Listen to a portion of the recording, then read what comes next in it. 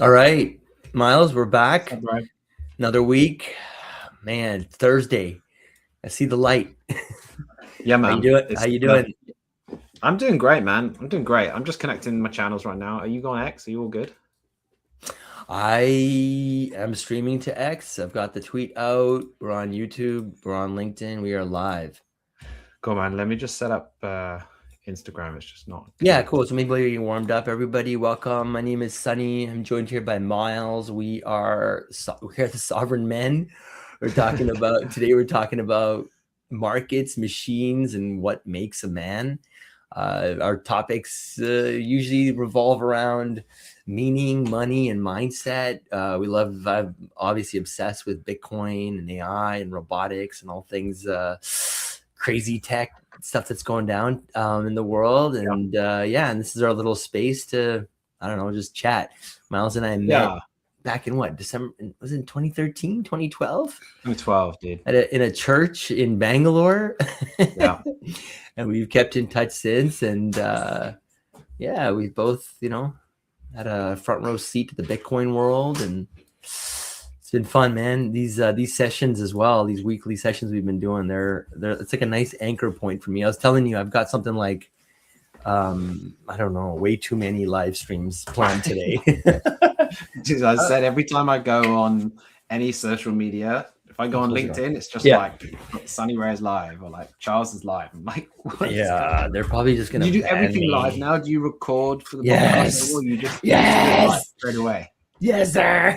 It's Charles's craziness that got me here, but I've always known that that was the play, or at least that's what I wanted to do. Yeah. It just cuts down on the whole uploading and editing, and you've got to upload Yeah. it to 5 platforms after, and that's like time consuming.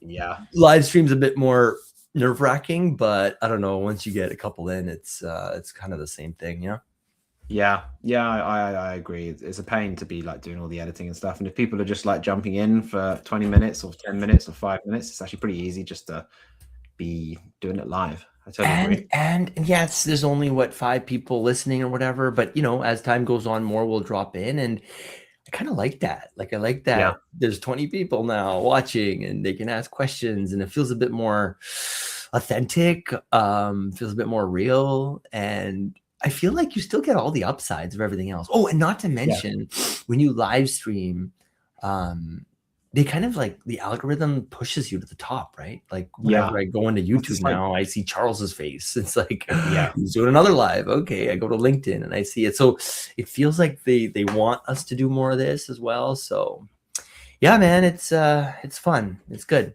It's good. Are you all set up there? You good? yeah. I'm all done now, bro. Thank you. Okay, cool. So let's dive into it. Anything top of mind? Where do you want to start us off? I know we have some show notes prepared here as well, but Dude, I've yeah, got what's like did the meaning stuff going from AI into sort of fiat masculinity versus sovereign masculinity. And starting with those Chinese robots doing the kung fu thing. Dude, I saw that. I was watching that with my kids. That was gnarly. I couldn't even understand if that was my kids were saying, is this AI? I'm like, yeah. They're like, no, but is it created by AI? I'm like, yeah, kind of. Oh no, you mean is it an AI video? Like, are those robots really there? The kids were like, yeah, like what is it? I said, no, those are real robots. You could touch them in real life if you were those kids that were part with the same one, right? The kids are like dancing with the robots. That's crazy. I'm muted? But yeah, I don't know. Do we have a visual on it? China robots. No, dude, I was watching this thing with awe as well. And I'm in this space. You'd think I'd be used to this, but boy, every single time it gets me, dude. Yeah. In the future, I think you're talking about these bad boys, right? So yeah. Now's the time to upgrade to the new Oh, Dell lovely. AI PC. Jeez, you gotta love that. You forget it. People know what Yeah, we're talking about. dude, But yes, you gotta and find it. then It's crazy. the contrast between what we saw last year with these robots. I don't know if you saw that video where they're just like and then this year they're doing like backflips and crazy Yeah, stuff, right? really. So the progression is startling. So I don't know, how does that make you feel? Like, is it less manly? Do you feel like Dex might leave you for one of those Chinese bots one day? What do my kids say? I mean, maybe, dude. Looks like they're going to be pretty useful around the house. Because the kids were saying, "Oh, you could get a robot to protect you one day." I was like, "Yeah, you could." And then it goes into that whole sovereign individual stuff. You know, in sovereign individual, they go back into sort of the medieval times, and it was like if you were a knight on a horse and you were tied to a castle and you had like a couple of knights on horses, you were pretty nails, man. You could take anyone down. So then your knight would protect other people because you had armor and a big ass sword. So you could protect all the peasants around from being attacked by anybody. Like, we could go into an era where the police can't really get you because you've got 10 humanoid robots around you, and you could be just doing crime and like bad stuff, and it's impossible to get you because your humanoid robots are just looking after you. Like, some of that stuff is kind of wild. Like, why would you get a bodyguard if you were someone who carried a lot of Bitcoin around? I would definitely be like, okay, I'm just going to sell some Bitcoin to get a humanoid bodyguard in my house the whole time. And if anyone goes into my house or sets the alarm off, my humanoid is going to be there. And just having that, no real person is going to want to come in your house because that humanoid robot is going to kick you hard. And it's not going to be like fighting another human. It's going to be next level. Yeah, I'm kind of here for it though. I mean, yeah, I agree. I think the bad guy walking around with 10, humanoids is kind of creepy and scary. But I tend to think about maybe, I don't know, I've thought a lot about, like, security is something that I think a lot of people think about. Even in Canada, I grew up with the old, what people used to say, you just leave your door open. Canadians are super friendly, and it doesn't even matter. I think carjackings were up 400% last year in Toronto. Really? Yeah, my brother was telling me these like horrifying stories of where their entire neighborhood was essentially attacked by goons, dude. And this is what they would do. They would come to your home. 4 or 5 of these young people, right, guys that knew that if they were caught, they would just get out the next day. It's all planned. They take a big ass rock, they throw it through your window, they come and grab your car keys, and they dip. And obviously, if you resist, it's going to be bad. And it got so funny, or it got so bad to the point where the police in Canada were like, "Hey, it's not worth you getting hurt. So what we recommend is that you leave your car keys by the front door so that if the bad guys come, they just take it and leave." Whereas like the contrast to the United States, they were in Florida and Texas, they were like, "Just shoot them." Yeah. But again, just go back to that though. I think, yes. I mean, let's say you had like a couple acres, you're living I could see myself having a couple of drones flying around my property. I can see a couple of those dogs, guarding the perimeter, maybe a couple of humanoids doing reconnaissance. Like, as long as it's looking after me and my family, I'm good. But then, I guess it does kind of come down to my robots versus yours or whatever, right? Like, then you're in an arms race. 25 humanoids. Now it's like a humanoid war in front of your backyard or whatever. Yeah, and it's actually accessible. Do you think it will become like gun legislation in some states in America where you can't actually get these humanoid robots that are used for defense and attack unless you've like got these, and if you would be personally responsible if your robot kills someone? You know what I mean? Imagine that first legal case. If your robot kills somebody on your property, like, dude. Bro, the future is wild. Like, I have no idea. I mean, and that's partially why they call this thing the singularity, right? Like, mathematical singularity is just like a point in time where things go parabolic and you can't even see past that moment. And so who knows? Like, if you look at governments, they tend to be quite slow, right? Like, they're very slow moving. It takes them years and years sometimes to catch up to the tech and create regulations around it. And AI is moving at lightning speed. So yes, regulations will come in place. Will they come in place in time to be relevant? Who knows? Who knows? I mean, dude, Yeah. I don't know. I don't know. Unfortunately, you know, and Well, yeah, in like I terms said, of like fiat masculinity versus sovereign masculinity, like fiat meaning kind of mass produced, nothing is useful, enforced masculinity, rather than sovereign masculinity, where you're taking control of your own ability to be a dude. And what does it mean for that? I mean, I don't think Bex married me because I was the toughest guy. Definitely not. But there is an element where she knows if it comes down to it, I'm going to lay it down for her. And there's something in my mind all the time. Like when we moved to India, I started boxing. That was when I really got into boxing before we went to India, because I just had this element of like, if it comes to it, I want to be able to do something right in the street. And what's so funny is in my boxing gym in East London, I was the worst, weakest, most useless boxer out of all the guys there. But I turned up in the gym in Bangalore and I was like a freaking gladiator, dude. I don't know what happened, but I think there's just a real height difference and muscle density difference. And I was just dominating. So then I kind of thought, actually, these guys are the boxers in Bangalore. I think I'm going to be all right with the average guy on the street. And you're tall as well. So it was like not really a problem for you. I feel like people saw you and it was like, he's Indian, but he's super tall. He's obviously been eating that North American meat. He's like got big. But I don't know whether then you suddenly you can, you see those crypto videos, those crypto memes where it's this like huge, obese, disgusting guy like walking along the street with like a very skinny, tall model, basically wearing nothing, walking out of the Louis Vuitton shop with tons of bags.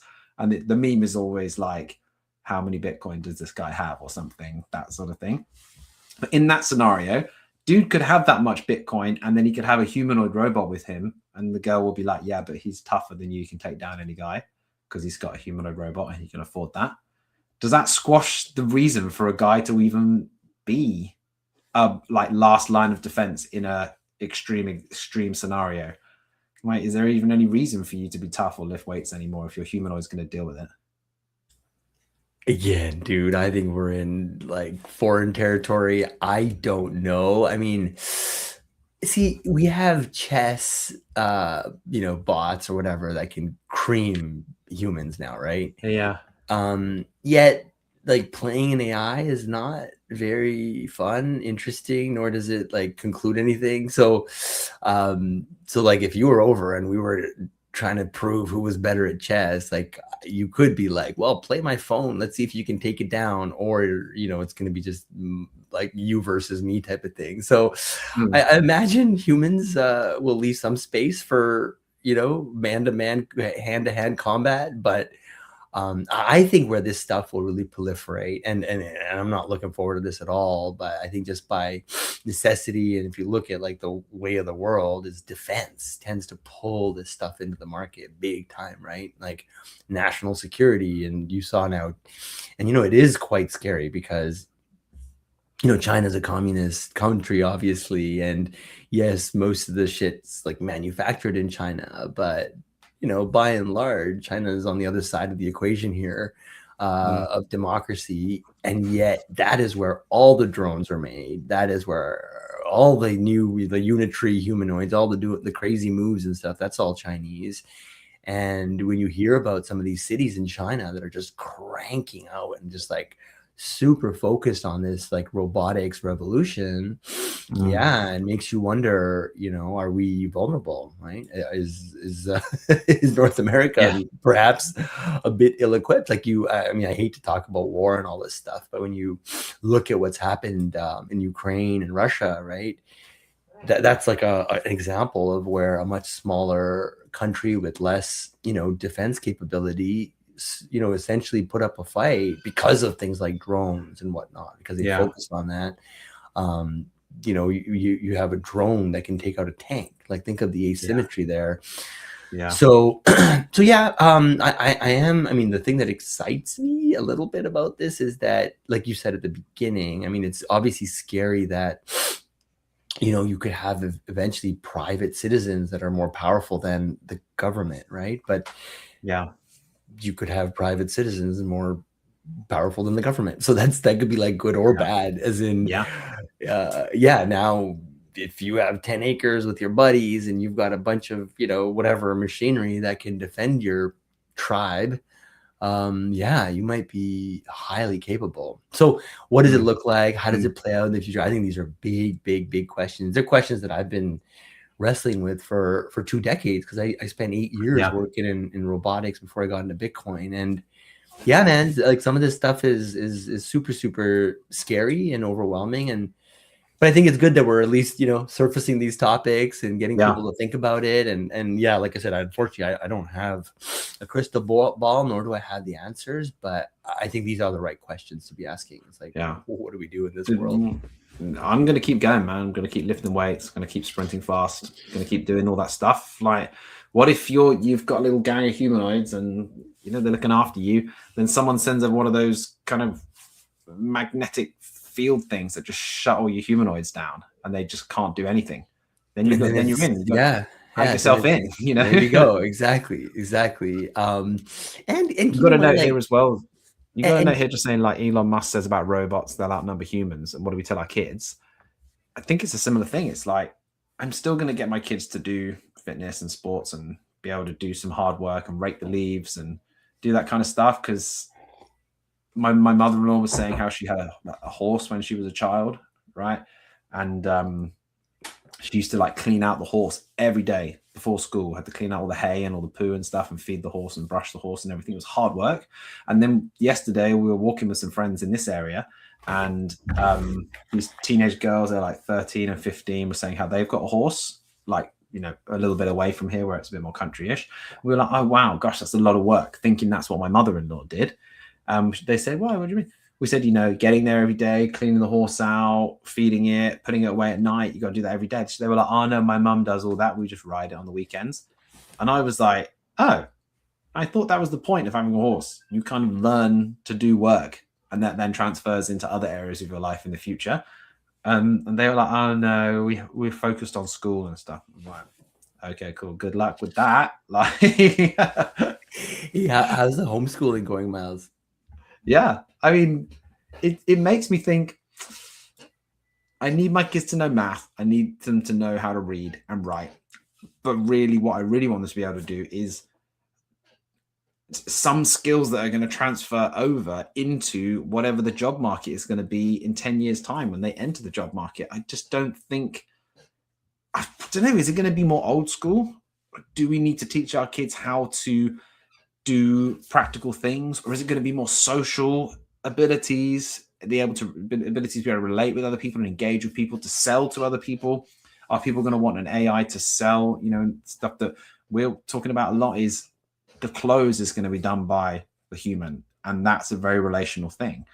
I don't know, I just felt a bit like, is it really a good idea to just let your kids off the hard things, getting up early in the morning when it's cold to do difficult stuff?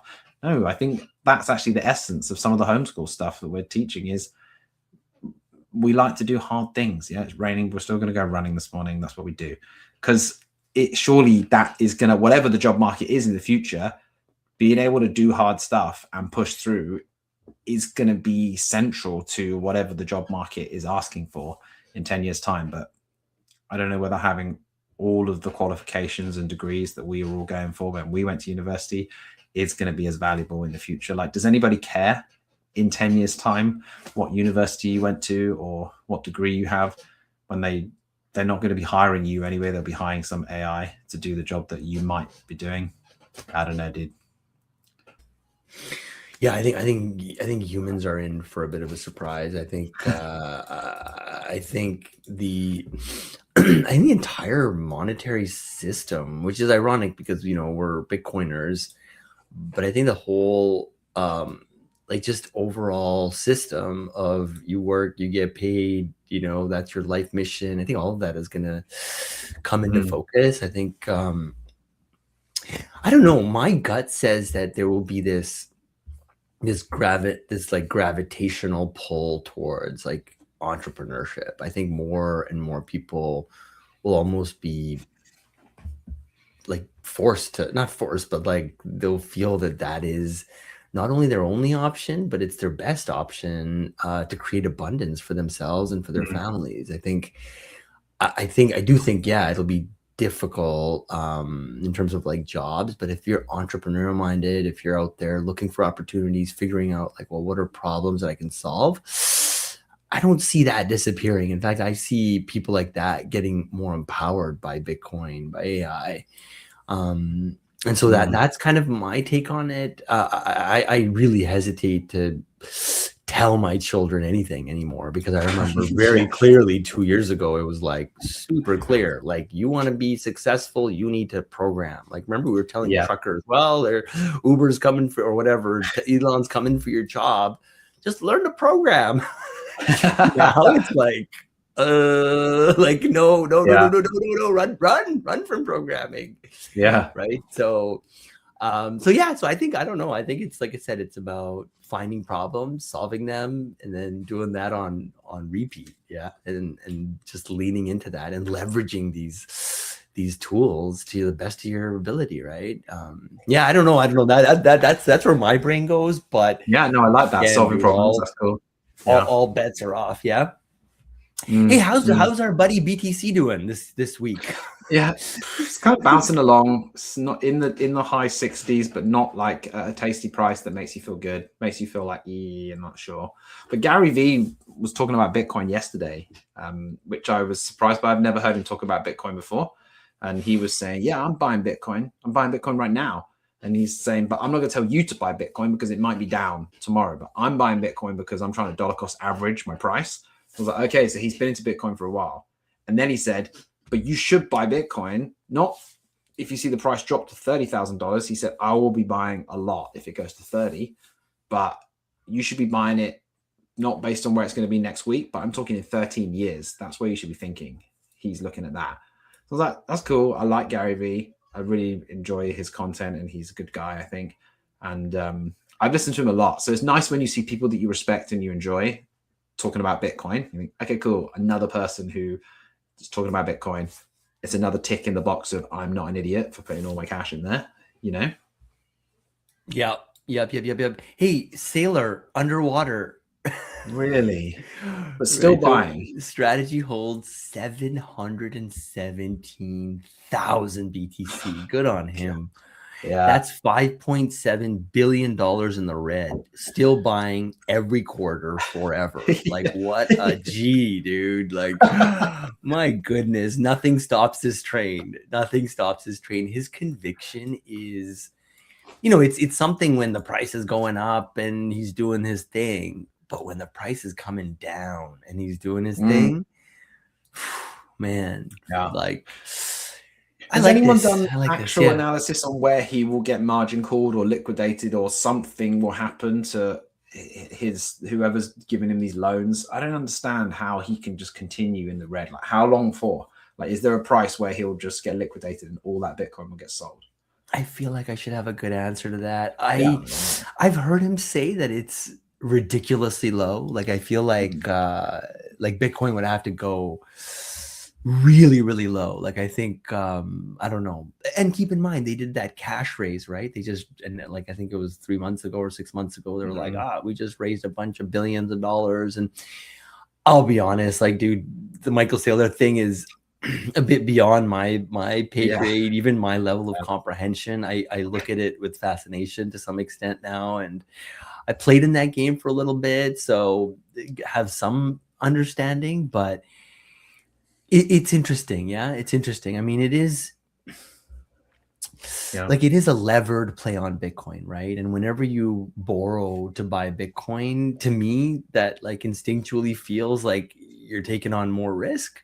But then again, right? Like, a lot of the wealthiest people on earth, like, they swear by debt. Like, debt is how you, like, if you read Rich Dad, Poor Dad, even, it's, assets minus liabilities. And that's what really matters, which is true. Right. So, but now his assets are technically below the point he bought it at. So he's like below his, I guess, buying cost, or his average buying cost. So that makes things tricky, is makes that things interesting. I I don't feel know, like man. I was don't know. buying Bitcoin a long time ago when the price was really like lower than it is now. So does that mean he's been buying way more Bitcoin above this price at large Probably, quantities? Yeah, probably, because I because he's feel been like going crazy, right? He's just buying and yeah, buying, and every week, every 2 weeks, it feels yeah, like he's buying.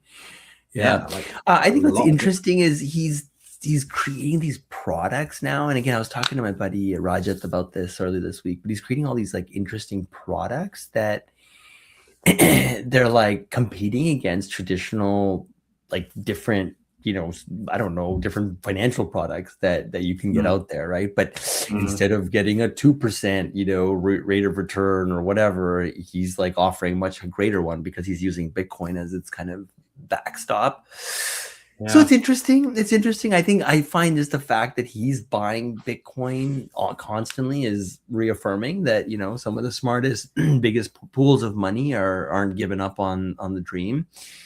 But it is a bit of a it's like complex. I think a lot of people don't understand capital markets, and yeah, but Mm, it's a bit confusing. I mean, when I talk to friends and family, I'm always still like buying a whole yeah, BTC, right? Like yeah. that feels like the one strategy that is just like it just stands the test of time. You don't need to wrestle with it too much. And once you get your head around that paradigm, I feel like I can sleep well at night. Whereas, when you're just aping into stocks, like dude, the other guy that's getting I mean, he's a friend of mine, so I feel bad even Yeah. bringing this up. But like David Yeah. Bailey, I don't know if you're Yeah. following Nakamoto, but wow, is he under a tremendous amount of heat, right? Like people are coming at him from every direction. And Why?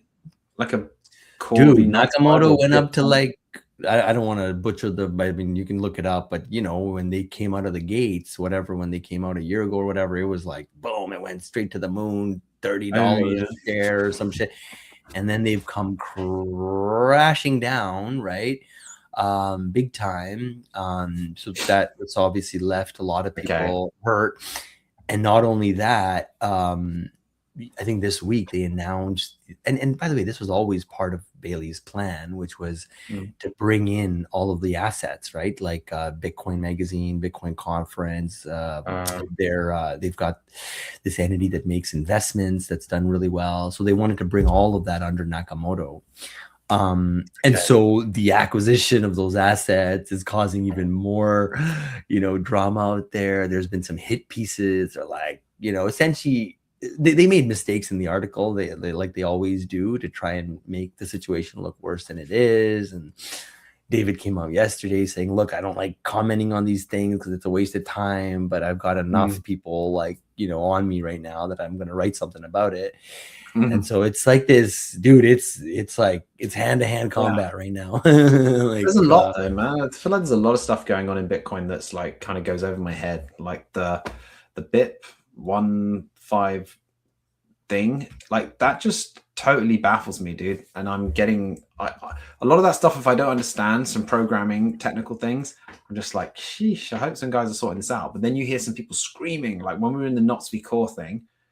What was that, sort of September last year? People were going crazy, like saying this is going to end Bitcoin. And I think people outside of Bitcoin just don't care. They don't care about the internal stuff in Bitcoin. So I feel like to us it's loud and it's a loud noise, but I feel to other people outside of Bitcoin who are just casual investors in Bitcoin, they're not getting drawn in and they don't care about the internal things within Bitcoin. So it is kind of it's heat. It's a lot of heat, but I don't know whether it really affects the overall I outlook of saw Bitcoin. I saw do you know Simon Dixon? Yes, yeah, I really like him. Yeah. I watched some stuff of his recently, and he just does a beautiful job of.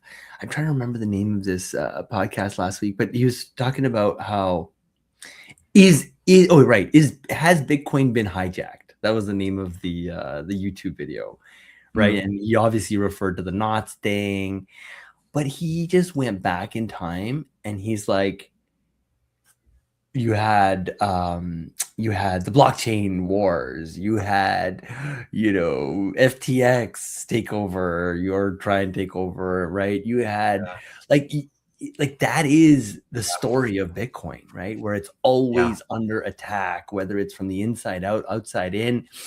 It is Bitcoin's story. And so I think that narrative just changes from time to time. Yet Bitcoin seems, at least to date, highly resilient to all of these people pulling in different directions than it has been, which is crazy to think. Dude, and kind of miraculous. What I find so crazy about Bitcoin is that if you look at it in terms of market size, what are we at? Like, I should look actually, probably just about around $1 trillion market cap.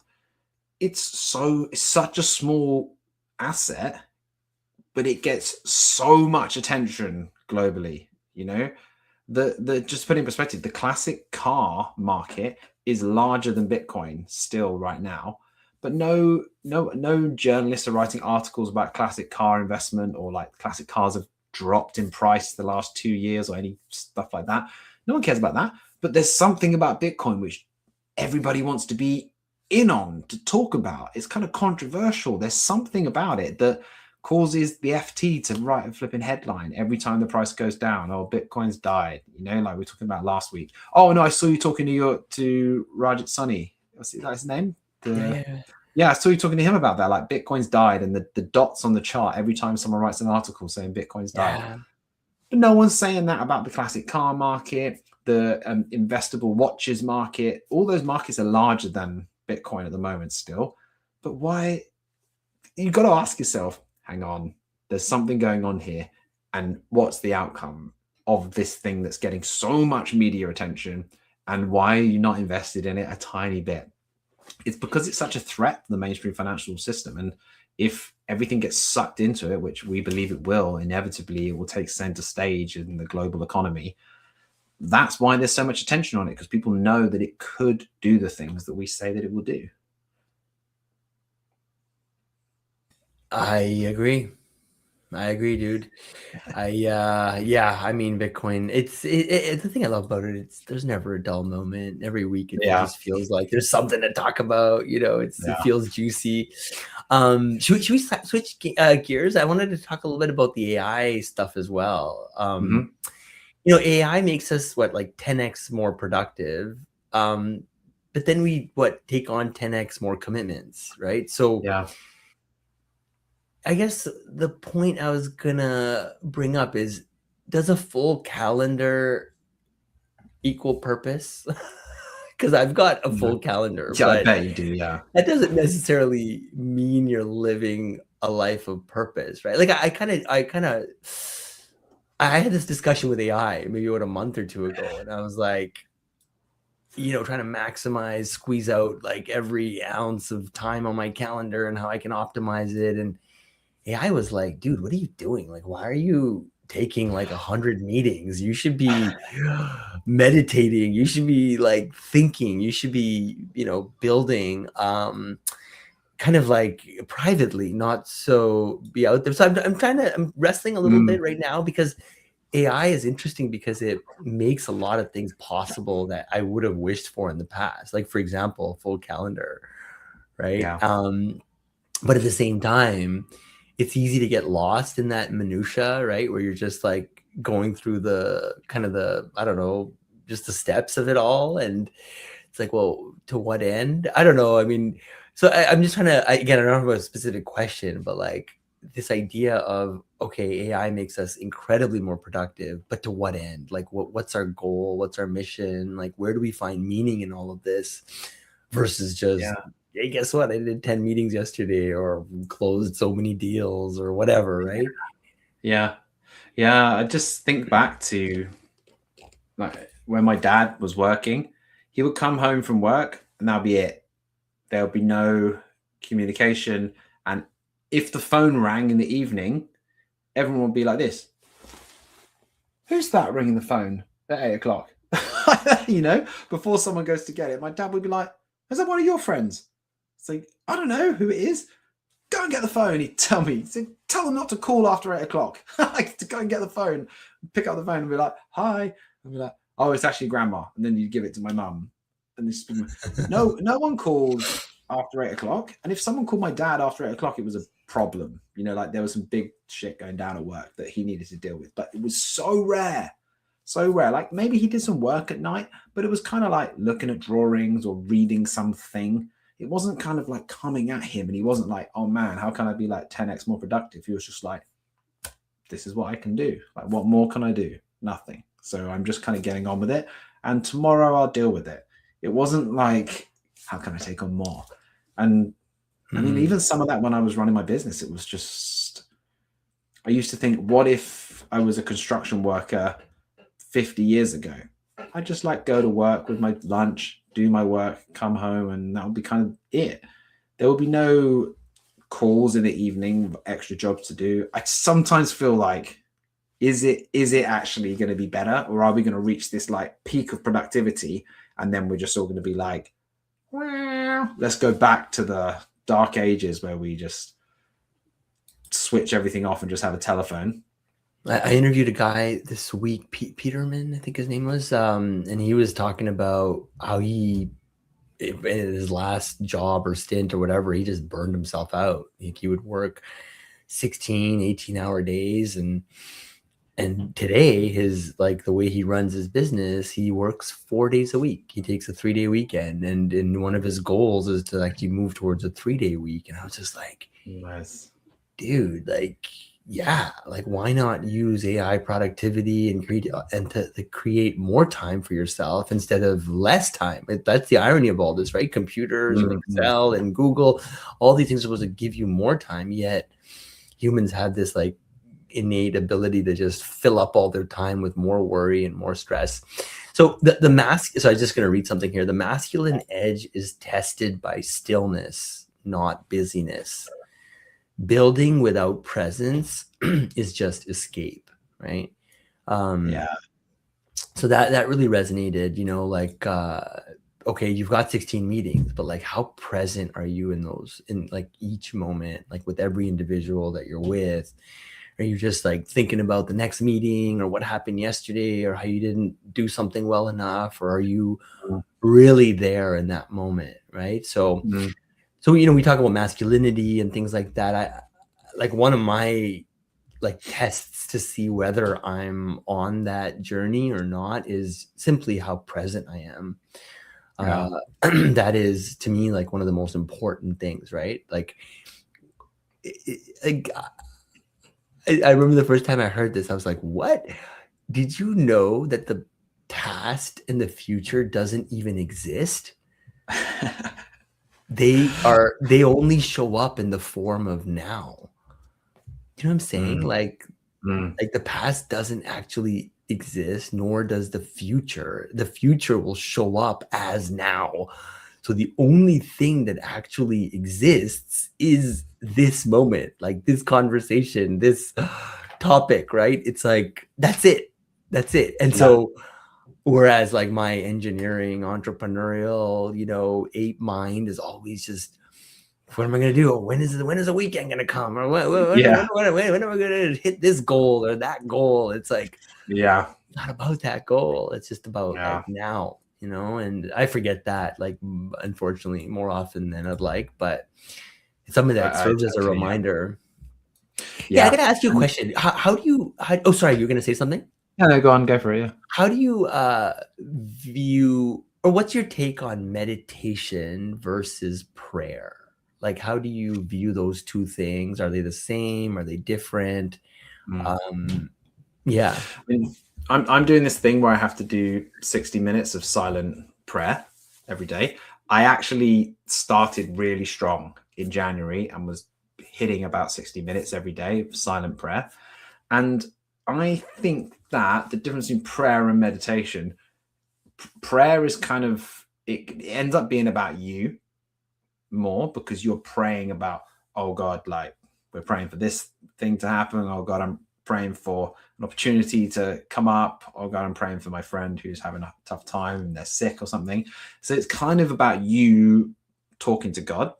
Whereas I think what I've learned recently in this silent prayer stuff, and it's more of a Catholic thing, is that the less you say, the more you just sit there and you're like, they have this thing, they said, brothers, let's remember we're in the loving presence of God. And then that's the start, that's the signal for the start of the silent prayer. Let's remember we're in the loving presence of God. And that's it. Then you just sit silently. And the silent prayer for me is something I've never done before, but it really, there was some sort of notes and teachings and a little bit of writing about it at the start while we were getting into the silent prayer. And it really was basically the less you say, the better. And for me, that's been so releasing as well, to feel like I don't have to pray for a whole hour, because what do I say to God? If God is definitely there, what do you say to him for an hour? Like, it's nothing I can say that's going to be useful or he's going to find entertaining. So actually just to be in his presence and sit there silently is actually very releasing and also very restorative, because the first 10 minutes your mind is going everywhere, and then after that you're just sitting thinking about God and his loving presence. That for me is more meditation, and the prayer is more I'm making requests and saying stuff or being grateful. What do you think? You said it better than I could have. I was gonna eventually go in that direction, but yeah, I think you captured it, which was prayer is, I was gonna say, is me talking to God. Meditation is like God talking to me, essentially. Yeah. Yeah. Because I'm listening, I'm like not trying to talk. Which brings up another interesting point, which is that another big kind of sky parting, angels singing moment for me was when I discovered that I am not my thoughts. Okay. Like, I think there's this, like, you're thinking, right? You're thinking all the time, like all the freaking time. Like, you're thinking about money, kids, family, body, whatever. You're like thinking, Trump, Bitcoin. Yeah. But like when you wake up in the morning, it's like, I got to brush my teeth. And then it's like, I got to go turn the computer on or whatever. But between thought A and thought B exists an infinitesimally small, short amount of time where there is no thought. There is no thought, right? And we don't usually think about that, absence of thought, but that space does exist. And meditation is the act of kind of going into that space and, relishing in it. But that space, it's really interesting because it exists everywhere. It exists, in music, right? You're a music guy. So like between each note exists space. And again, a lot of people don't think about it, but that space creates the music in some way. I don't know, between each word. There's space literally everywhere. In fact, the universe is comprised of 99.9999% space. If you look at an atom, or if you look at the cosmic, galaxies, it's mostly space. And I remember when I learned that, I was initially like, "Ooh, that's kind of scary and dark. Like, it's like all just space." But it turns out that space is the womb of creation. It is where all of this comes spiraling out of. And just to go back to the thoughts idea, it's like, if your thoughts are like clouds, you're more like the sky that surrounds the clouds. You're not the clouds. Like, you are the observer. You're the person who's watching those thoughts. And it's easy to forget, because I'm always like, thought, like I am my thoughts, like my thoughts are everything. But you're not. Like, your thoughts are actually kind of psychotic. Like, if you think about it, like they're just going in circles, sometimes asking the same question over and over again, and like freaking out, and like fight and flight mode. And, oh my God, I'm gonna die. Oh my God, I'm amazing. And it's like, just shut up. That's me. Yeah, but like, again, and yesterday I did a meditation session with Charles, and we invite, I don't know, 10, 15 people once a week. Dude, we just, I actually have been invited to that. I keep missing. I'm sorry, but I want to come. I don't know if it works with your time, right? Because you're on the, Yeah, but if you can make it, it'd be awesome to have you. Yeah. And I was distracted maybe 7 times in my 10-minute meditation session, right? But still, those like, where the minute I could kind of find a bit of silence, you're just like, oh, like, it's all good in the hood. Like, there's nothing to stress about. I can just simply stand back and watch my thoughts come and go. I don't need to attach myself to them. And again, most of these thoughts are very much comprised of just future looking shit, or oh wow, how could this person say this to me, and oh my god, this guy, whatever, I couldn't close this deal. It's like it's irrelevant in this exact moment. I can breathe, I can laugh, I can walk, I've got both my arms, I've got my knees. It's like so good. But a bit of a tangent, but I don't know, just recognizing that that you can tap into that space, that womb of creation, that field of infinite intelligence, that unified, cosmic brain that we can all just tap into, is something else. Yeah, it's something else. I think, I don't know, there's a lot more happening than we recognize, and that science has somehow been able to triangulate upon. Like there is something, like I was listening to Andrew Huberman, who's like one of the biggest guys on the net now, freaking neuroscientist, I think MIT, guy's jacked. He's like making the rounds on the internet, and he's like, I believe in God. Yes, he's like, really come out for God. Yeah. And he's like, this stuff works. He's like, this stuff actually works, right? And so I think, Einstein, same type of thing, right? So there's more and more people realizing that there's that God is real. And to some extent, we have the ability to just tap into that frequency. And, we are a part and parcel of that larger picture. And man, I don't know. I mean, again, I try not to get too down, like whether Bitcoin price is down or whether China's creating, army robots or whatever. I have a way of now just like kind of framing everything in like a positive light, and I try and keep my vibes high, if you know what I mean, right? Like that is everything. Like if you're, I gotta admit, the one thing I'm kind of disappointed in myself, I mean, it's more a function of just being too busy, which is not so bad, but I have not hit the gym in 4 days, Miles. Dude, not good. No, your sin is absolved, bro. Like you need to get in the gym. How are you doing? Are you like every day type of thing? Pretty much, yeah. I fast on Wednesday and Fridays, so I don't normally go on Wednesday and Fridays. I just like find it too exhausting to go on those days. But pretty much most days I go, unless I'm sick. I had a bit of a cold last week, so I didn't go one day. But I pretty much just go.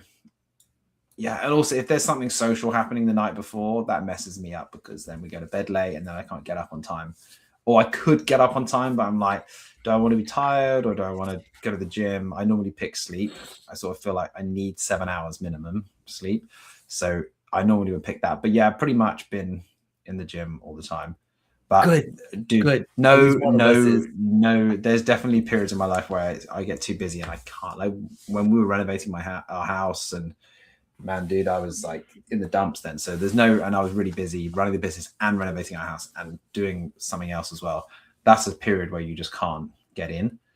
But dude, even you can just go for a walk or something. I feel like when we're doing this stuff, like yesterday I had a load of calls in the morning and then I had a podcast and then I had a few today. I got this. I got a 2-hour break between now and something else. I will go for a walk because it's just, I mean, it's so basic. It's such basic chat really from us. It's not really inspiring for anyone listening, but I can't stay on the screen for the whole day without having breaks of going to do some stuff. How do you find that if you've got like today back-to-back live calls and stuff? How do I find it? Is like, how does it feel? I mean, on one side, it's like a dream come true. I'm not gonna lie. Like to be, I told you I got 8 live streams. Which is funny to even say that. But I don't know. I've kind of just grown to enjoy it. Like it's, dude, I've had the craziest interviews. Like some of them, 2 days ago, I interviewed the guy who built Uber.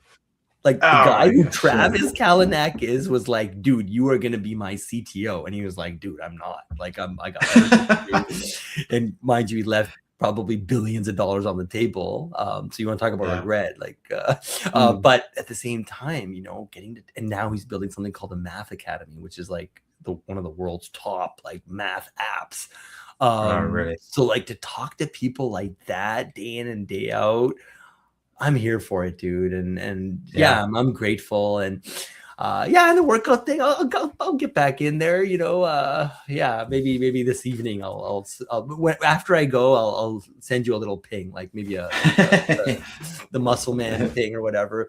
I think we got a minute left. Jamal, you want to help us land the plane? I mean, dude, I really enjoy these conversations, and I just feel it's definitely, for me at least, the least stressful thing live stream I do all week, just because it's your presence or something. But I don't feel like I need to perform, or I don't feel like, I'm not gonna lie, some of these interviews, at the end of it, my mouth is hurting from smiling. I'm like, am I like artificially smiling or something? Like, I need to just chill out a little bit. But with you, it's always just effortless and fun. And holy shit, we have 26 people listening. That's crazy. Nice. It's growing. It's growing. Everyone, check out Sonny. I always say check out Sonny. Whenever I go on, he's always interviewing someone dope. So just check him out, follow his stuff, check out his businesses, check out his website. And dude, it's the same. I love talking to you. I feel like connected with a brother. And anyone listening, me and Sonny didn't see each other for like 12 years. And we still haven't in real life, but maybe one day we will soon. But it's been great, dude.